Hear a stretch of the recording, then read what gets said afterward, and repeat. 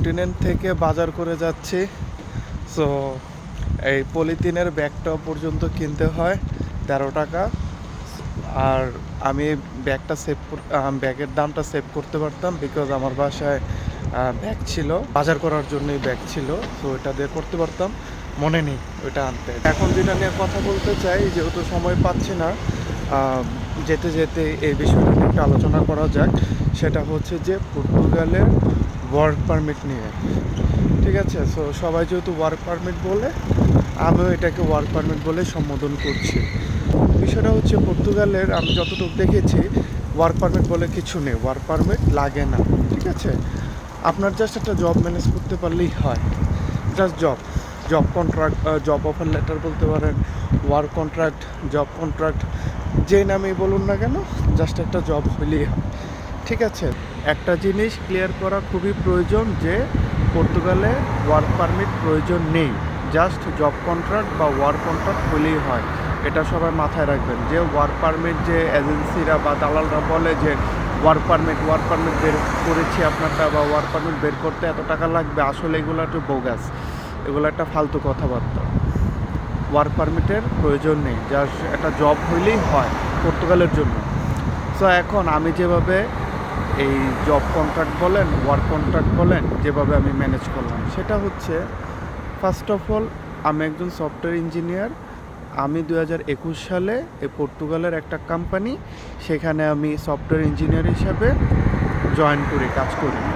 So এরই 2 বছর পরে বাংলাদেশে যখন কারেন্টের অনেক প্রবলেম ছিল, তখন আমি হঠাৎ এভাবেই বললাম যে একটু আশা ছিল যে তাকে একটু বইলা দেখি কী অবস্থা হয়। জাস্ট আমি বলেছিলাম যে I want to migrate, just এই কথাটাই বলেছিলাম। এরপরে সে যে রিপ্লাইটা দিল সেটার জন্য আমি প্রস্তুত ছিলাম না।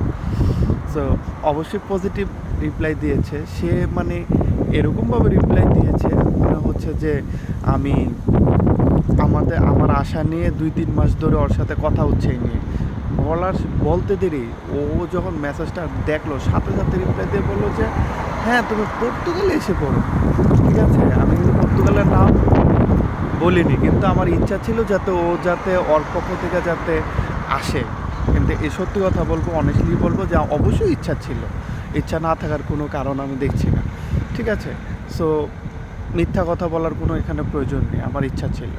সো এখন সে সাথে সাথেই বললো যে হ্যাঁ তুমি পর্তুগালে চলে আসো, it's a first world country.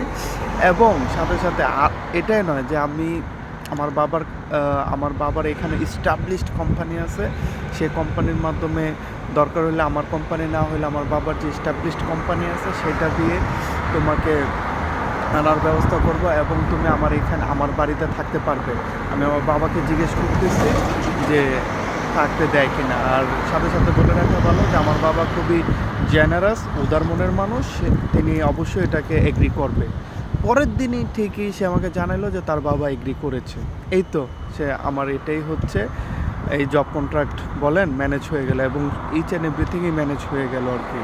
মানে বিষয়টা হচ্ছে যে এটা আমার কোম্পানির থ্রুতে হয়েছে, যেখানে আমি 2 বছর ধরে কাজ করতাম, সেখানে রিমোটলি কাজ করতাম। আমি বাংলাদেশে থাকতাম, বাংলাদেশে থেকে রিমোটলি ওনার জন্য কাজ করতাম। এইভাবে কাজ করার মাধ্যমে খুবই ভালো সম্পর্ক হয়, বুঝেনি তো 2 বছর কাজ করলে সম্পর্ক তো ভালো হবে। এর জন্যই সে মানে এক পায়ে মানে রাজি হয়ে গিয়েছে। সো এটা আমার জন্য লাক বলতে পারেন।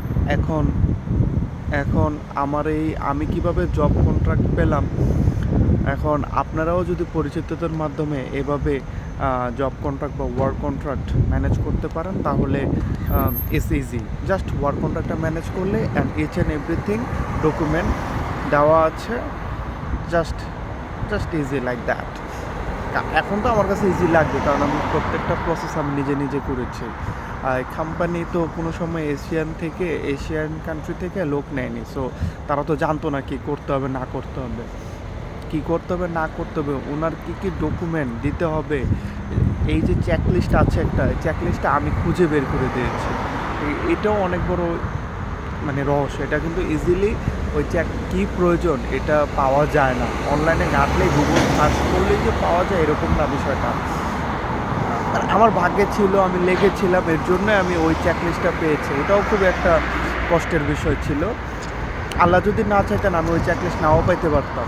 সো এই ওয়েতে নাও হইতে পারতো। এই 24শে জুনের 3 তারিখে পর্তুগালের জন্য সকল অবৈধদের জন্য রাস্তা বন্ধ হয়ে গেছে। আগে ট্যুরিস্ট ভিসা বলেন বা ইলিগালভাবে আসলে এখানে লিগ্যালিটি পাইতো 2 বছরের মাধ্যমে।